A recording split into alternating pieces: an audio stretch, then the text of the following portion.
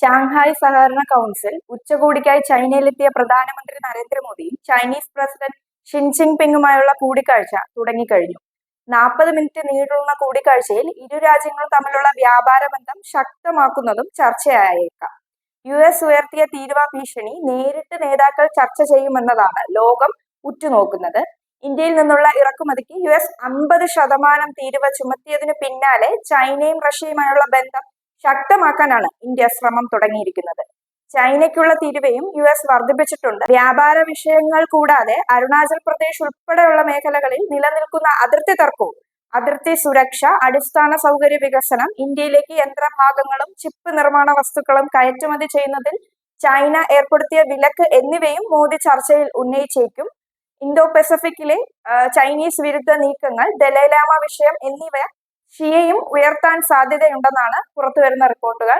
7 വർഷത്തിനിടെ ആദ്യമായാണ് പ്രധാനമന്ത്രി നരേന്ദ്രമോദി ചൈനയിലേക്ക് എത്തുന്നത്. ഷി ജിൻപിങ്ങുമായി 10 മാസത്തിനിടെ നടത്തുന്ന രണ്ടാമത്തെ കൂടിക്കാഴ്ചയും കൂടിയാണിത്. നേരത്തെ റഷ്യയിലെ കസാനയിൽ നടന്ന ബ്രിക്സ് ഉച്ചകോടിയിൽ ഇരു നേതാക്കളും ചർച്ച നടത്തിയിരുന്നു.